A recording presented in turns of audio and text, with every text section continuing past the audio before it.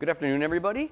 We're live here at, actually, we won't be live at this second, but I think we're live in some other feed. So we're at Mill City's Northeast Minneapolis Roaster Campus. We're actually here on the 1 kg roasting machine. It's a lovely machine. We've had it pre-warmed up. We've been warming it up for about 20, 30 minutes. I actually have a lovely coffee right here. It's a Mexican coffee from Chiapas. It's super fresh. It's really exciting. It really has a lot of usage. It's pretty much an all-purpose coffee, much like myself in the world of coffee. It can kind of do anything, anytime. So we're going to actually do 3 different roasts of this coffee on the 1 kg. And we're going to actually probably follow up maybe with the cupping sometime or not. We'll just see how that goes. But you guys are going to be here with me while I do these 3 roasts. And I'm actually going to do I'm going to plan out 3 different roasts from the beginning. So I'm going to do a light roast, a medium roast, and a dark roast. And those are just general terms, I should say. You know, there's no specific Agtron number for those roasts. I'm just going to kind of generalize from my roast experience. And I actually put together a really basic plan for these roasts too. So for the light roast, I'm going to go for 10 minutes overall. I'm roughly going to look for about 5 minutes in the drying phase. And I'm just going to use the general terms that I've been using for my phases. 3 minutes for the Maillard phase. And then I'm going to do about 2 minutes on the development phase. This would be a pretty standard kind of template for a light roast. For the medium, I'm going to mix it up. Oh, also, sorry, the light roast, I'm going for an overall time of 10 minutes. Obviously, if you did the math, you would have figured that out. For the medium roast, I'm going to go for an overall time of 11:30. I'm going to do a 5-minute drying phase, so the same as the first roast. I'm going to extend the Maillard phase by 30 seconds, so I'm going to go with a 3:30 Maillard phase. That's my goal. And then I'm going to do a development phase of about 3 minutes on that one. So extend the development phase a little bit, which makes a little sense with going a little darker, and I really want to bring out the sweetness in that medium roast. Now with the dark roast, I'm kind of challenging myself to do a roast that's a little bit kind of out of the box. So I'm going to go for a 12-minute overall roast time. And I'm going to go with 4, 4, and 4. It's a little wacky. I'm going to shorten up the drying phase actually than the previous 2 roasts and try and do it in 4 minutes, which will probably be a little easier as it's the 3rd roast, and there'll be a little bit more retained energy in the thermal battery of our roaster. And then I'm going to try and stretch out the Maillard phase a little bit, so a little kind of backwards. I'm going to go with 4 minutes on that, and then I'm going to really stretch out the development phase, and I'm going to try and get 4 minutes on that. So this is going to be a very kind of roasts defined cup, and I'm hoping to get a lot of sweetness and body out of this cup, which this coffee should have a lot of sweetness and body in it. So it should work really well. I'm going to use basic airflow settings, which I'll just throw at you guys right away just so you guys know what I'm doing. I'm going to start with a lower airflow at charge, and then I'm going to basically keep it at that until 300 degrees in general. So that's a little pre-drying, I'm going to say. Then I'm going to go at 300 degrees to my medium airflow setting, and I'm roughly going to run my medium airflow setting from 300 to around 370. That's going to be on the PID, and that's going to be about 10 degrees or 15 degrees before first crack. Then I'm going to increase my air to what I would call medium air. Or actually, no, I'm sorry. I'm increasing my air to medium air after the drying phase. So basically at 370, I'm going to increase my air to my high air setting. And then roughly, I'm going to keep that airflow setting to finish. Now with the last roast, once I get into second, I might increase the airflow just a tiny bit if I feel like there's becoming a little bit too much smoke in the roast chamber, because I don't want that smoke to get onto the beans. I want to develop a roasted coffee. I want to have a roasty coffee, but I don't want it to be dirty roast on the cup. So there's a big difference there between like an application of heat and making a nice dark caramelized coffee versus having a coffee that sits in a drum with a lot of smoke and then picks up a dirty smoke note. So I don't want that. So I might increase my airflow just a touch around second. But basically that's going to be it. I'm going to try and use a consistent charge of 400 degrees across all the roasts. And I think we're pretty much ready to go. So I'm just going to turn off the basically ignition switch on the roaster, and that'll allow it to cool down. And then we'll get going and we'll charge the coffee. So we're roughly at about 417 is where I just turned off the burner. So we're going to let it come down now to about 400 degrees, or about 405 actually, and then I'll load my green coffee. You don't want to load your green coffee ahead of time, because basically the top of your roaster, the little plate that's in there that controls your green hopper, it's really hot. And that coffee that's going to be on the bottom surface is going to hit that plate, and it's going to start to roast. The longer that coffee sits up in that hopper, the more it actually starts to kind of bake or cook. And then you're going to create like a modeling or an inconsistency in your roast color based on that. So you don't want to charge your hopper ahead of time. You want to basically charge your hopper when you're about 10 to 15 seconds ready to charge your drum. So that's why I haven't put the coffee in. We're coming down, 406, so we're almost at 405, so we're getting really close. So I'm going to put that there. All right, we're at 403. I'm going to start my, oops, it looks like my artisan already started. It's a little wacky. All right, I'm gonna start my artisan. Get that ready. Okay, we got a little low, but that's okay. So now I am going to 397, and now we're off and running. So I started my artisan, and then I charged on the artisan. The same time I actually used the timer on our roasting machine. All of our roasters come with timers on them, and I like to just use both timers. So I have a timer going on artisan, and I also have a timer on the PID. So I'm gonna use both. I like both because there'll be times when I'll be looking at the machine controls, opposed to times I'm looking at the artisan, and I like to have the timer running on both, so if I need to verify time with temperature, it's there for both. All right, so now we're basically looking for the turning point on the roast, and that's basically gonna be the point at which the coffee is absorbing energy, the temperature's going down, and then eventually we're gonna hit a bottom point of the temperature, and then we're gonna start to see the temperature rise up. So that's gonna be the turning point. I think I'm gonna pre-turning point though, hit it with fuel or start to add energy to the roast. Thinking right around 1 minute is when I'm gonna hit all these roasts with energy. And I'm probably gonna go with a pretty gentle application of heat right away. Our 1 kg machine tends to have a lot of power, so I don't really feel the need to hit it with energy right away because I don't need to do that to make my roast the way I want it to. All right, so we just hit 108, so I'm a little behind the game, but I'm okay with that. So I'm gonna turn on the gas. I just turned it on. Roughly, I'm sitting at about, I'm gonna say at about 50% of, 40 to 50% of overall fuel is where I'm at right now. All right, now I'm gonna double check the green through the sight glass. It's looking good. We're still in a really early phase. We'll probably see our turning point here on artisan really quickly here. So I dropped it around 400. So right now on artisan bean temp, we're looking at about 250. We'll probably turn here in a little bit. We'll probably turn somewhere in the 220s, I wanna say, roughly on artisan bean temp. I'll try and refer to most of my bean temps as we talk here forward from artisan. So I use the PID for the charge, but then immediately I go right to the artisan, and we're gonna focus mostly on the temperature on the bean probe on artisan. So it's looking like we're getting really close. We're probably gonna turn here in a second. So far so good. I'm really happy with the way this is all going.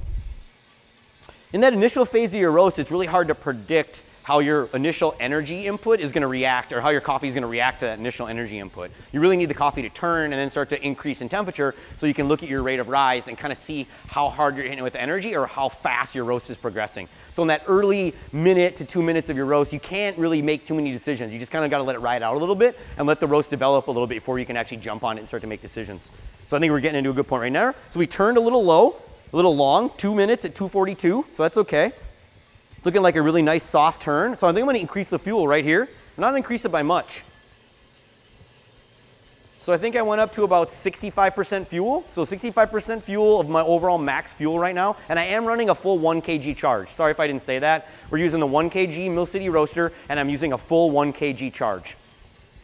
And I did preset my airflow to my low setting, which is roughly around 40 on my dial. So if you have a newer 1K Mill City, you might want to be able to use the same settings as I, but you want to double check that and always verify it with the lighter trick. We really strongly suggest always having the lighter around to use the lighter trick. The lighter trick will help you with any roasting machine, just understand your airflow in your roaster. We also have nice airflow gauges, MagnaHelix, that help us understand it to another level. But for a lot of you roasters, you don't have MagnaHelix on your machine, the lighter will actually replace that MagnaHelix, or you'll be able to use the lighter in replace of a MagnaHelix. Nothing really will replace the airflow MagnaHelix, but the lighter can help you understand your airflow. And it's a really nice, helpful trick. And if you don't know that trick, you can give us a call, or you can check out our YouTube page or our website. We have all that information you can find. All right, so we're roughly at about 345, and our bean temp is around 270. So we're looking pretty good. Our rate of rise right now is 23, so I'm gonna increase my fuel a little bit right here and get this moving a little faster.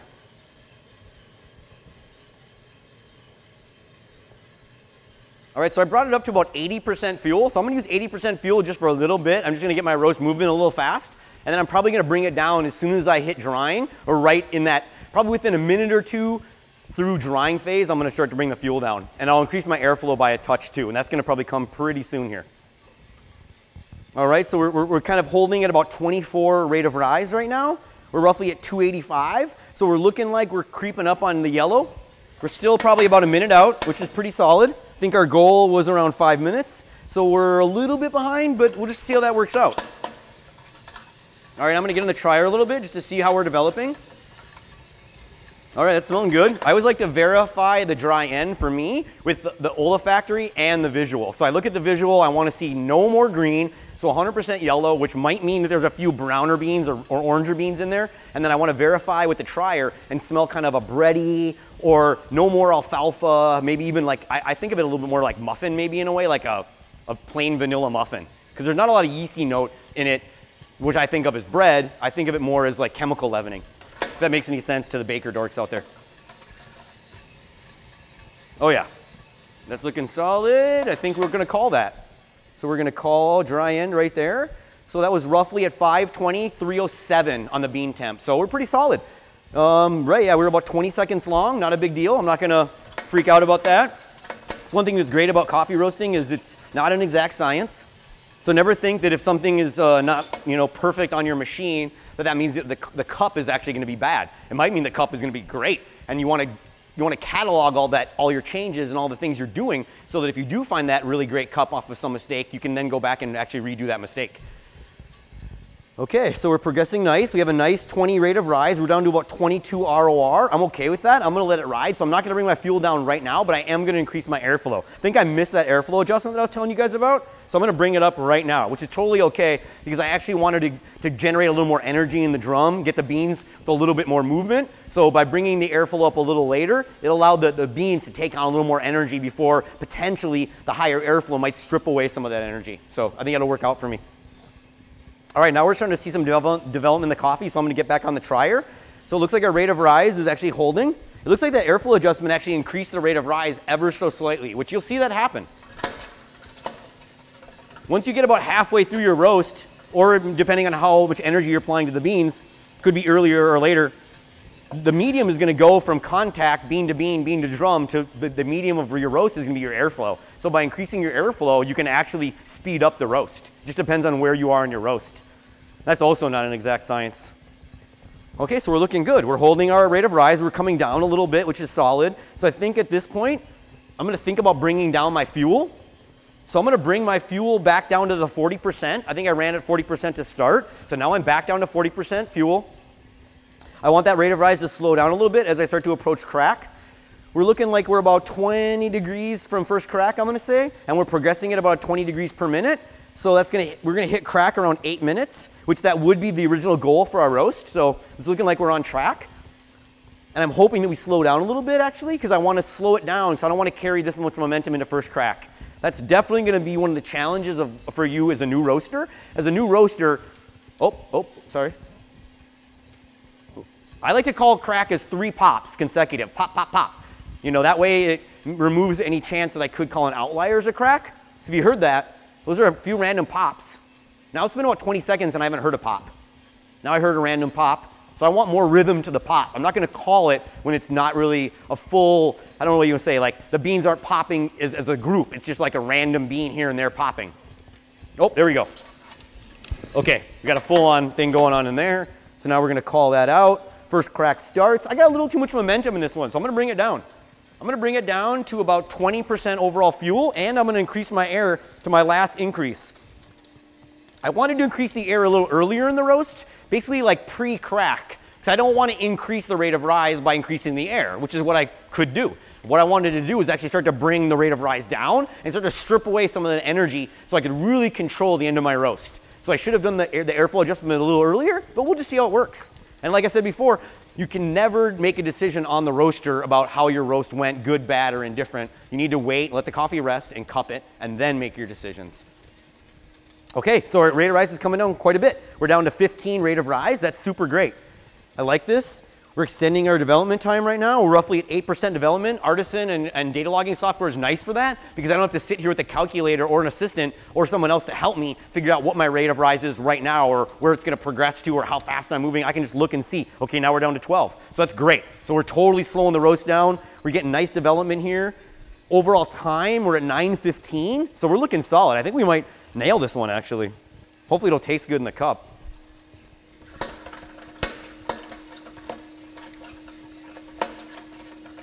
And that's going to happen. You're going to be a roaster, you're going to plan your roast, you're going to nail your roast, and then in the cup, it's not going to be the cup you wanted.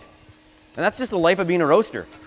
So at that point, that's why it's so nice to harvest all your data, because then you can go back and look at your data and see what you did and then create some variants to see how you can make your cup better. This is looking really nice. We're at 945. We're roughly at 390 for temp on the beans. Our rate of rise is 10.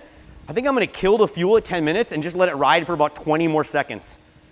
So at 10 minutes here, off with the fuel. We have a 10 rate of rise right now at 10 minutes with 18.5% overall development. So it's looking really good. We're just gonna extend the overall development a little bit longer, and then we're gonna drop this coffee. So I'm gonna turn the cooling fan on. I have the cooling tray arms already on, but with the lid up, they're not running. So now I'm gonna shut the lid. Now the arms are running, so we're ready to go. 20.1%, so I'm gonna drop this right now. All right, so it's 1026 to about 396.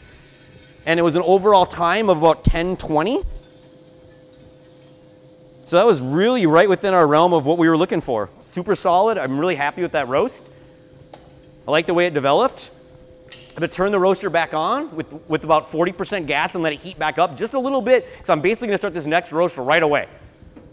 I wanna look and see how it developed. The beans look really good. They're for a light roast, they're slightly swelled. There is a little bit of like, I wanna say variance of surface, like a little canyons and ridges, you know, that can kind of make it look a little darker even though it's a light roast. So definitely it's a light roast in like color and look. The beans aren't really swelled. With the next roast, I just wanna smooth the skin out and swell the beans a little more. Like if I have the same final temp and the same even overall time, which I know I'm not gonna have the same overall time, I would be okay with that if I could get the surface of the bean to be a little more swelled and a little more smooth, because that's telling me that the inner development of the bean is much greater than this roast, and that I'd probably be happier with that as a medium opposed to this one as a light. If that makes any sense. All right, everybody, so we're back and we're getting ready to do that second roast of the Mexican, the Chiapas Mexican, washed coffee. So I have the warmer heating up a little bit right now between batches, so I'm just gonna turn off the ignition switch so I can let the roaster come down to temp. All right, we're a little high too, or not high I should say, but we have a fair amount of heat in the roaster. So I'm gonna do another charge at 400. We're gonna try and stick to a 400 charge through all three of these roasts. So just to repeat the plan for this roast, this is roast number 2. We're gonna do a 400 charge with this roast. Now my goals for this roast is kind of more of a medium roast. So I wanna basically have the beans swell quite a bit more. I want the skin to be a little stretched, and I'm really looking for more development in the inner part of the bean. And I really wanna create like a cup. In the cup, I want the cup to be a lot sweeter and more heavy bodied. And I want there to be a certain amount of balance. I'm looking for a little more balance in the cup. I'm thinking that I'm gonna do a little longer development on this cup. So I'm thinking that I'm gonna not keep it in perfect balance. I'm actually gonna push the balance to be a little bit more on the sweetness body side. And so I'm gonna definitely bring down the acidity a little bit and kind of boost up the sweetness in the body. And so that's gonna kind of put this cup probably on the roast side of balance, I wanna say. And so our basic goals for the roast are gonna be 11:30 for an overall time. We're gonna wanna do the first phase in 5 minutes. Then basically at dry end, we're gonna wanna do the Maillard phase for about 3.5 minutes. And then we're gonna wanna use the development phase to basically be about a 3-minute development phase. So it'll probably be more like 25% overall development. All right, we better get going because we're coming down temp. It's 400 degrees. Just loaded the green coffee. All right, so we're almost there. And there we go. I'm gonna start my artisan too. A little slow on the start of the artisan, but that's okay. All right, so we're about 10 seconds off on the artisan, but it should catch up, I'm hoping. All right, so now we're off and running. I've already adjusted my jump speed. I'm running at about a 60 RPM jump speed right now, and I actually have the gas off. So we're running gas off. I'm probably gonna hit it with gas around 45 seconds on this one. So 45 seconds on this one, and then I'm gonna probably hit it with about 40 to 45% overall gas, and then I'm gonna wait for the turning point, and then I'm gonna wait for probably the minute 3, I wanna say, to really see where my rate of rise is and the pitch of the rate of rise line, so I can see if I should add more fuel or less fuel. Okay, so we're coming up on 45 seconds. So, and there's gas on, okay. So I just turned the gas on. We did about a 45-second soak. That's the term that's kind of being used right now for that technique. And basically all that is that we think of the roaster as a thermal battery. We've charged the thermal battery up, pre-charge. We let the coffee into the drum, we shut the green hopper, and then we let the beans absorb all the natural energy, or I shouldn't say natural energy, but all the energy that's already been placed into the thermal battery from warm up, from previous roasts, from things like that. We let the beans absorb some of that energy, and then we start to apply energy. So that's the only thing I did with the soak. All right, so now we're about a minute in, so Now we're starting to see our curve, our ET curve is going up now that we have the fuel on. That's one thing you'll notice right away is when you turn your fuel on, your ET curve will increase right away. Because basically the air is easy, it's easier for the fuel or the energy to heat up the air. So the air at the top of your drum is gonna start heating up pretty quickly. So you're gonna immediately see a reaction on the ET temp when you turn the fire on or the flame on, but your BT will be a little slower to recover or take on that energy. So it looks like we're about coming to the turning point. We still got probably about another 20 seconds, I wanna say, to turning point. We turn a little slower on this machine. It's mostly based on the thermocouple. So the thermocouple size will affect the overall turning point temperature or range of what your coffee machine turns in. So if your coffee machine doesn't turn at the same temperature range as another friend roaster that you have or another roaster that you're looking at their roast profiles online, that's totally understandable. It's probably a hardware difference than it is an actual technique that you're doing different to your roasting. All right, so we should be hitting the turn right about now. I think we just did it over on the computer. We're looking for artisan. Yeah, artisan's starting to populate here, so we're starting to see an increase in rate of rise, so that's nice. Artisan seems a little slow right now, so we're just gonna kind of let it do its thing, and we're gonna start looking at the green coffee actually in the tryer. All right. Oh yeah, it's kind of a fresh alfalfa smell. I wanna say it's just starting to heat up. It's almost like humid grass or like cutting the grass on like a really moist, humid day. I think a green bean fell into the cooling tray. I'm just gonna reach in there and grab it. All right, so I have the cooling tray arms on, just so you know. Actually, I don't have them on. I have the cooling tray arms on now, just so you know, and I use this as like my switch. So it's a nice feature. It's a switch and it's a safety mechanism, so it works really well for both. So it's a nice addition. Okay, now we're starting to see our rate of rise. We're about 50, our rate of rise is going up quite a bit. We're about 3 minutes into the roast, and I'm seeing about an 18 rate of rise. We don't want to move too fast through this drying phase. It's 5 minutes, so it's the same as last roast. And we don't have to hit it with too much heat to get it to move at that point. So I think we're gonna let it ride for a little bit at about 45% fuel. I'm just gonna wait. Looks like the rate of rise line's falling off a little bit. So I'm actually gonna increase the fuel right now. So that's about 70% of overall max fuel I just increased it to. So I'm using about 70% fuel. And just to repeat again, this is a 1 kg charge in a 1 kg machine. So full charge in the machine. And I'm at about 70% fuel overall of what I could apply. Okay, so we got a nice rate of rise. We're breaking the 20s now. We're about into 22, I wanna say. Our curve is looking good. Our ET's holding really well, so it's going good.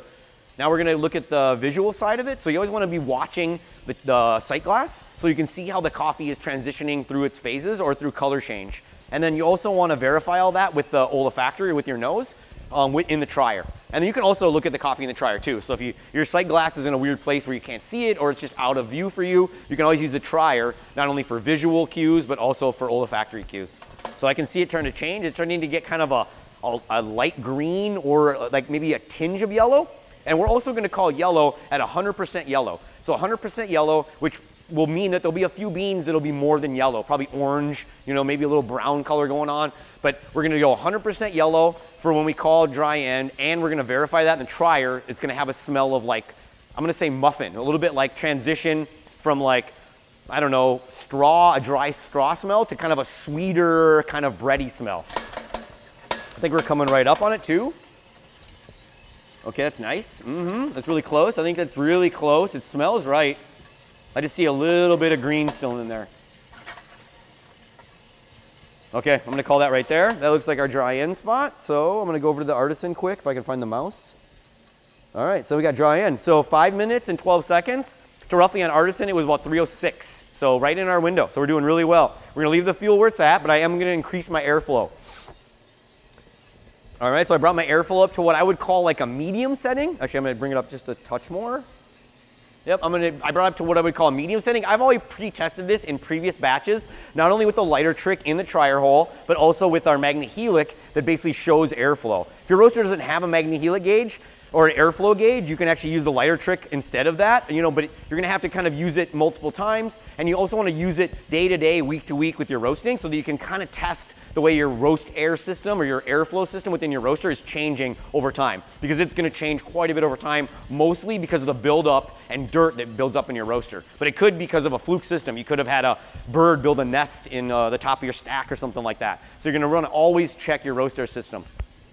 All right, now we're gonna get back on the tryer. So we're doing good, our temp's holding really well. So I'm actually gonna bring the fuel down now. I'm gonna bring the fuel down to about 40% of total fuel. So I just made a fuel adjustment. I wanna just slow down my rate of rise now. We had a good amount of momentum carrying it into dry end. Now we're into my yard phase, and I don't want my yard phase to be super short or super long. This is kind of a middle range for a yard phase, I wanna say, or mid phase, 3.5 minutes. So we roughly wanna hit crack then probably at like 8:45. 8:45 would be our goal for crack, roughly. So I just slowed it down a little bit. I wanna see my rate of rise line kind of fall off. We're moving a little fast, so I'm gonna do another fuel adjustment. All right, so I just brought it down to about 30% overall max fuel. And I think around 350, I'm gonna do my last airflow adjustment, which is what I would call my higher airflow adjustment. I wanna do that pre-first crack, because I found that doing my adjustments, my airflow adjustments, pre-events have made them a little bit more consistent roast for me. I think that's helpful. All right, so I'm gonna go to the trier quick. Oh, there I just saw the rate of rise line come down quite a bit. Okay, so now we're doing a little slowdown on the roaster. Oh yeah, now we're starting to get some sugar browning smells. Nice.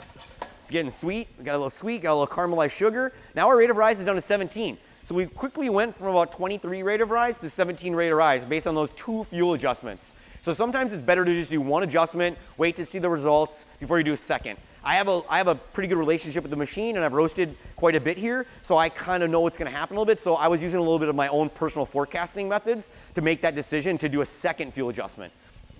And I'm happy with it, because now we're holding at around 14. So I really like to just hold this 14, 15 as I enter into first crack. So we're at 356, so I am gonna make my airflow adjustment. So I just brought the airflow up to what I would call my highest airflow setting, or a higher airflow setting. It's still at about, to be honest, it's still only at about 75, 70% of the overall capacity of the roaster. So I'm not even getting close to using max airflow. Okay, so now our rate of rise dropped off by just a degree right there, because I did it, pre-crack. Sometimes when you do it post-crack, you'll see an increase in rate of rise. Sometimes you'll see an increase in rate of rise even if you're pre-crack too. But with this roast, I've done this roast a few times with this coffee, and so I kind of knew that if I did it pre-crack, it would start to slow it down a little more.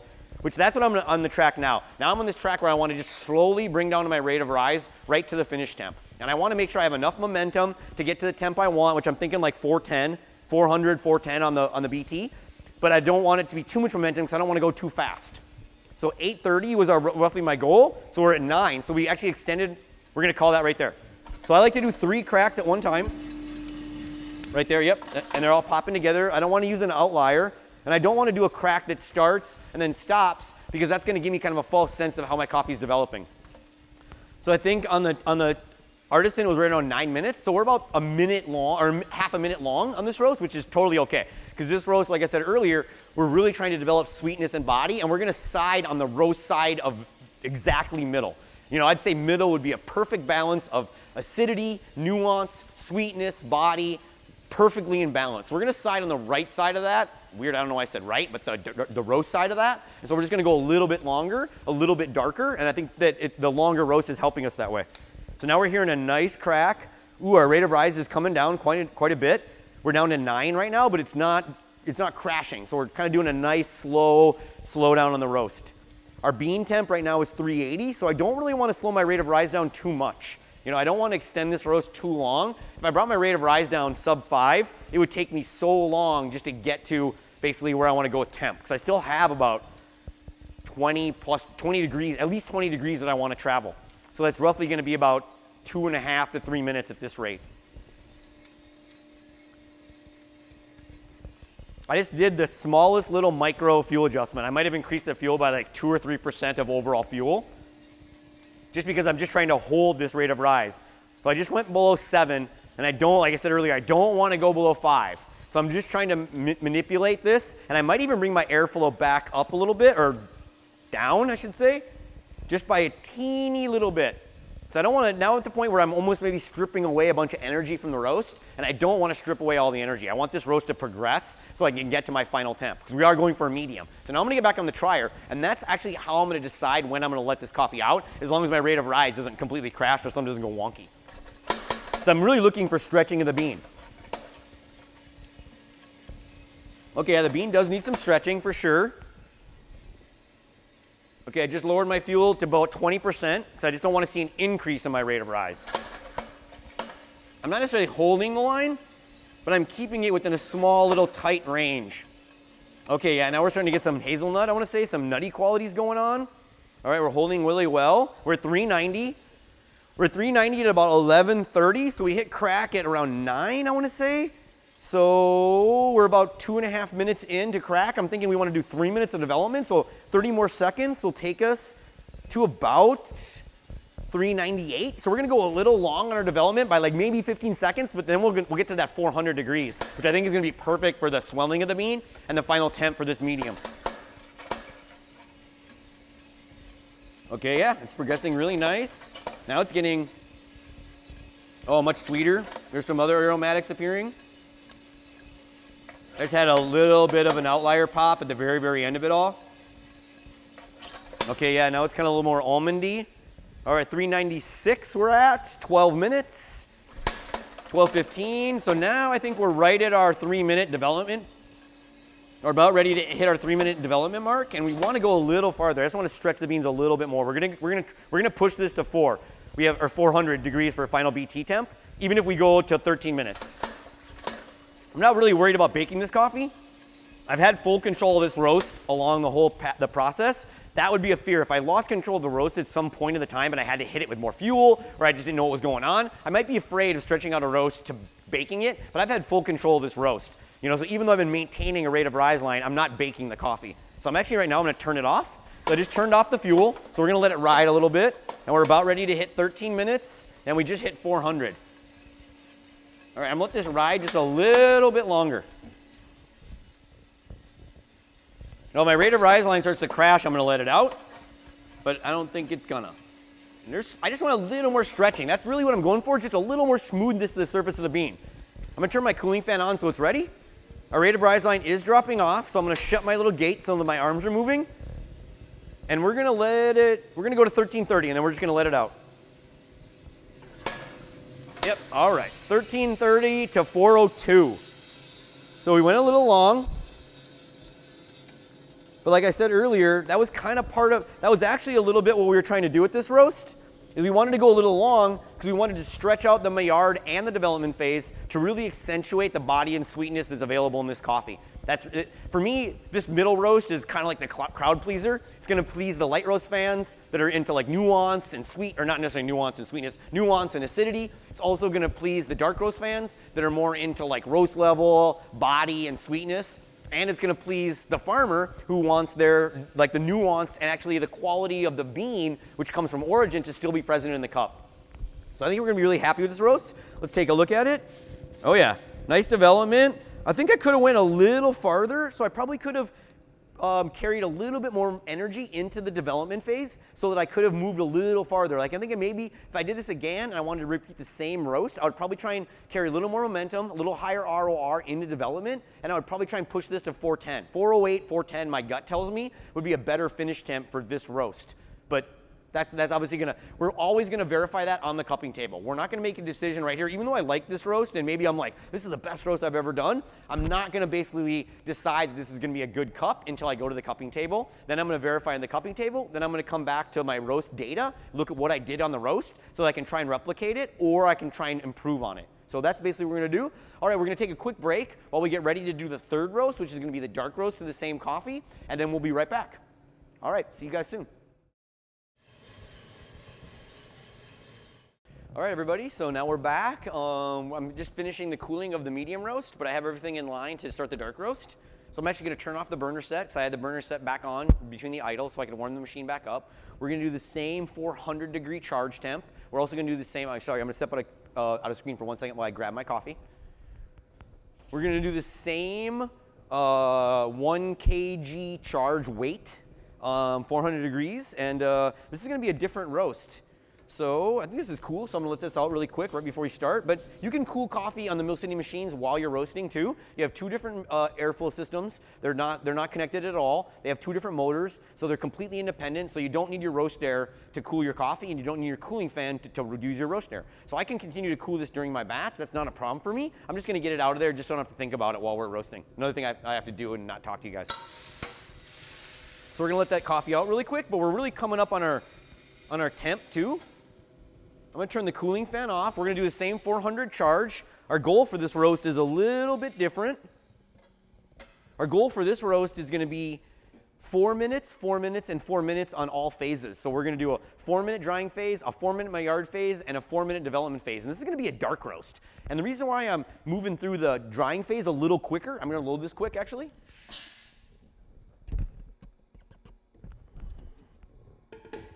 Okay, we're almost ready.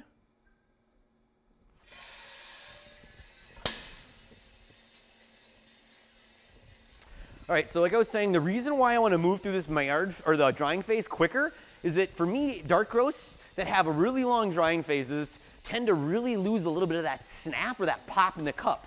So we got to think about like a dark roast, there's not a lot in the cup defining the cup. You've kind of gotten rid of a lot of the origin quality, a lot of the acidity, a lot of the nuance, and it's really body, sweetness, and roast level. Sometimes you'll have a roast level cup that's kind of a little bit not exciting to drink. It just doesn't have a lot of complexity to it. And so one cup of that and you're over it. You know what I mean? It coats your palate. There's not a lot of zip there. So for me, keeping a little bit of the acidity in the dark roasts increases their drinkability. I think that all us roasters need to think about drinkability when it comes to developing our coffees. We want our customers to drink a lot of our coffee. We don't want them to just have one little cup and be like, oh wow, that's so sour. I don't really want a second cup. Oh wow, that's really dark. It doesn't have a lot of character. So we want to keep it. So for me, I push my drying phases a little quicker for darks.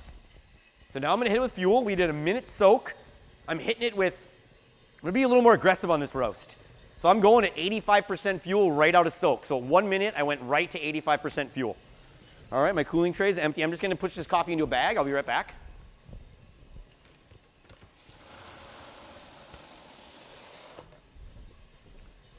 Okay, so now we're going to see this roast progress. We're about 30 seconds from turning point, I'm going to say, on the coffee. We're definitely going to get a faster rate of rise coming out of this one, I'm hoping, because we're hitting it with not 100% fuel, we're about 80% fuel. We didn't wait that long. We did a little bit longer soak, but we did have a little more thermal energy in our battery because we're now following up multiple more roasts. So as you get deeper into your roast day, your thermal battery of your roaster will get more charge on it. And then you're basically going to be able to roast more consistent roasts with less energy input. And specifically the Mill City machines, because they're so heavy duty and they have all this plate steel, it really adds a lot to the thermal battery, and the machine can hold a lot of energy that you'll then eventually transfer into the green. Okay, so now we just hit TP. So nice, we turned a little quicker too. So we turned about minute 45, and we turned it about 240 degrees on the BT of Artisan. So I like this, I like it. I'm gonna keep the fuel at this level too. So I readjusted my airflow. I'm using the same airflow adjustments, just to be clear with you guys. Lower airflow in the beginning. At somewhere around 30 seconds before dry end or 30 seconds after dry end, I'll increase my airflow to medium. And then basically, I try to do about 10 to 15 degrees before first crack, I increase my airflow to the highest setting. So we're gonna do the same thing across all roasts, so the same thing with this roast.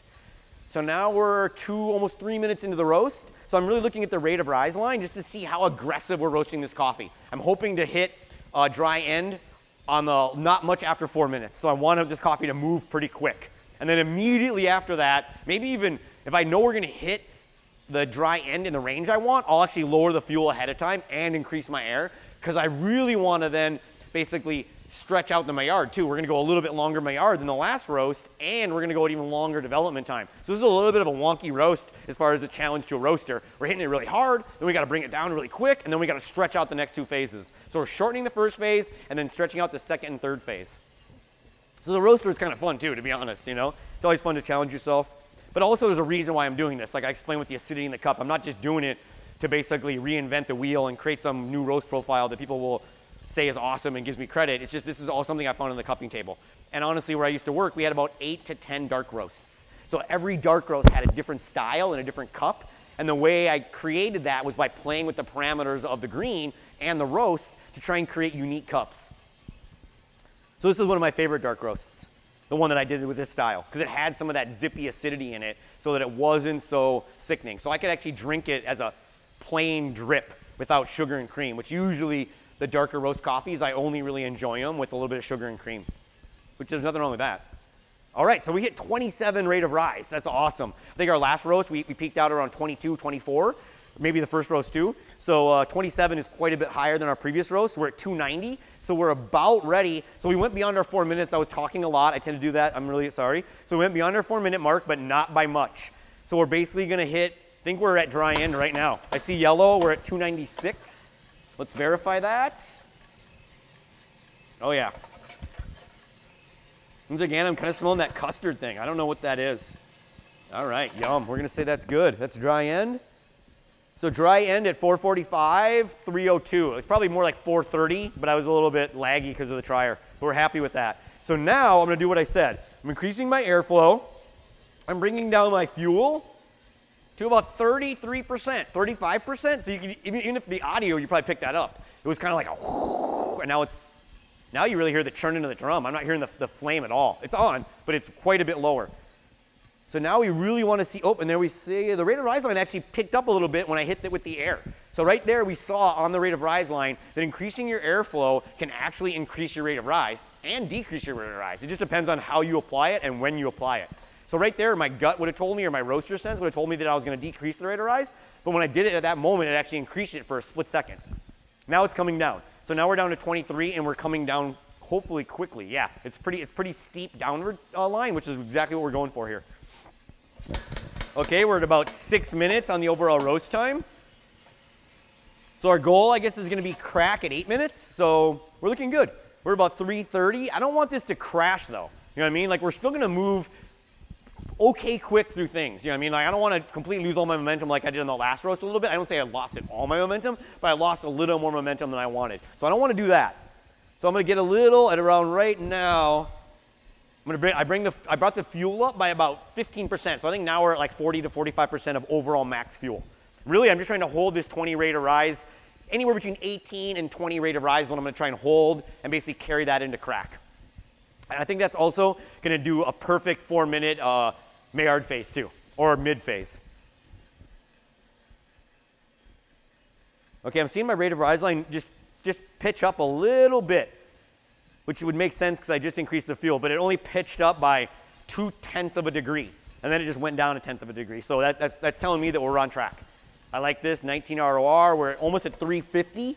So I'm a little nervous about increasing the airflow at this point. I think I'm gonna wait till we're getting closer to crack, because I kind of want to not increase my rate of rise, but I don't want to decrease my rate of rise right now because we're going into second. So I want to keep that momentum healthy.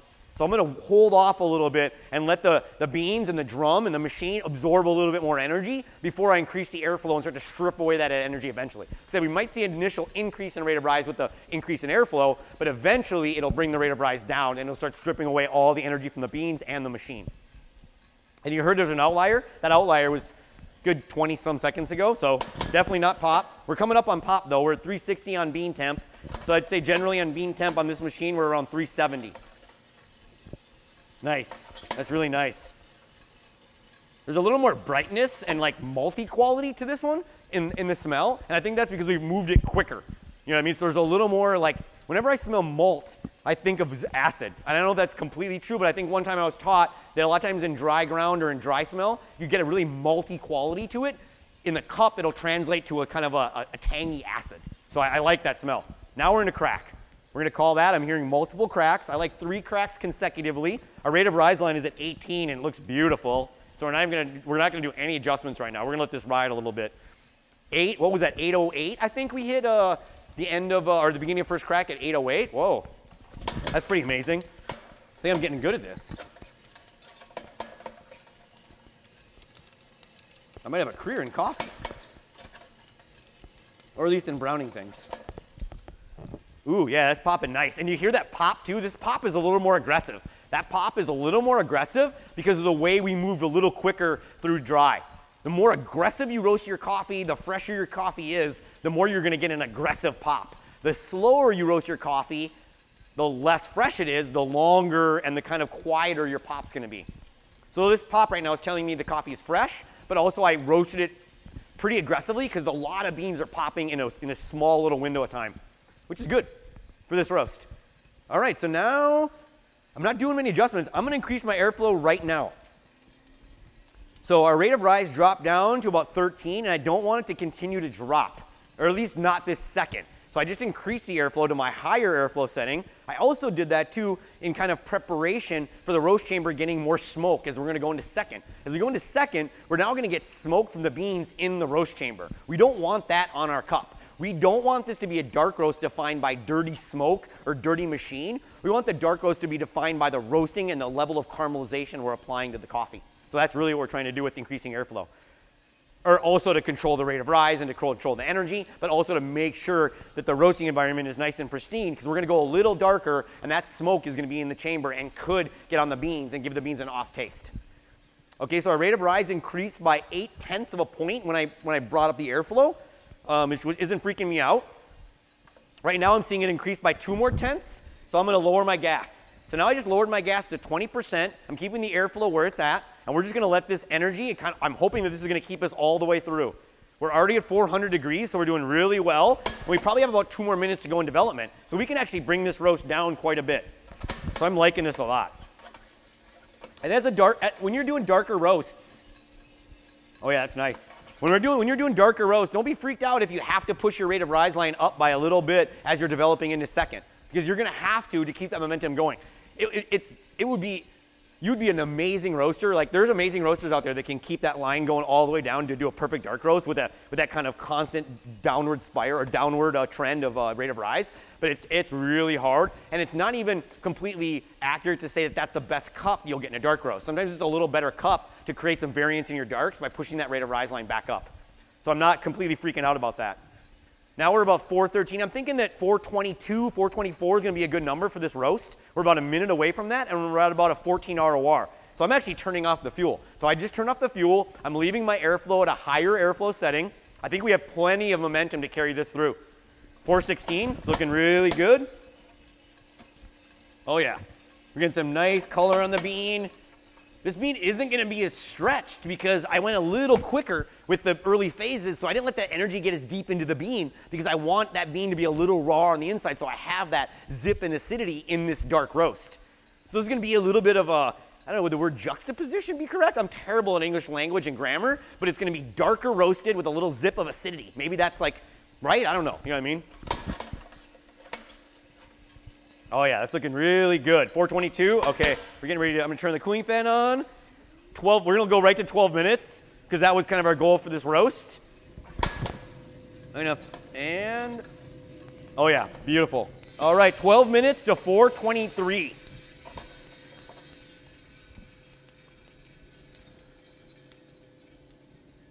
All right, we're gonna let those beans pop out, and then I'm gonna get this, get the drum closed. Ooh. There we go.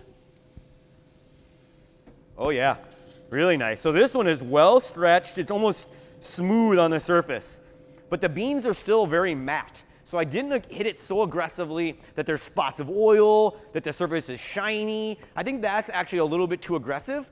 And I think that you're gonna actually start to, well, I know you're gonna actually start to destroy your cup a little bit that way. When the oils come to the surface of the beans, they're now vulnerable because now they're exposed to oxygen, which will degrade them, make them go rancid, create off flavors. So you never, even with your darkest roast, you never really wanna push the bean to where it's oily or to where there's spots of oil on the exterior of the bean. That means that you've almost over roasted it or over applied energy, and you've now kind of degraded your cup. So I like this when it's really smooth, it's really plump, and yet the surface is still matte. You know, this roast is going to continue to roast a little bit in the cooling tray, obviously, because we have a little carryover cooking and the cooling doesn't happen instantaneous. And if your facility is hot, it's going to continue to roast that way too. So you might even find that your dark roast that's matte one day will actually be oily the next if you're keeping your coffee in a really hot environment. So just be aware of that and make sure that you're not storing your coffee somewhere where it's continuing to roast. All right, I'm going to run the cooling tray arms a little more to agitate it up, keep that cooling. But yeah, I think that's the end of our little roast session there. So we did the Mexico Chiapas. We did 3 different roasts of it. We did kind of a classic light. We did a medium that I ended up stretching out the phases a little longer, the development and the Maillard, to try and accentuate sweetness and body. And then I kind of did the opposite with my dark. I sped it up a little bit so that I could keep some of the crispness, the acidity this coffee has in the final cup of the dark, to create a more balanced dark roast. I think that actually would be a good trick for some of you dark roast roasters out there to just kind of create a different dark roast if your dark roast that you have presently is more sweet and bodied. This is a kind of a nice, and it's an aggressive roast that'll be done a little quicker, so it'll be good for your production time. Okay, well, I guess I should say goodbye from Northeast Minneapolis here at Mill City Roasters Roasting Campus. I'm sure we'll be back with another great video, but I hope you guys enjoyed this video, and I look forward to next time we can spend some time together and roast along. All right, have a great day. Thanks, this is Derek. I'm out.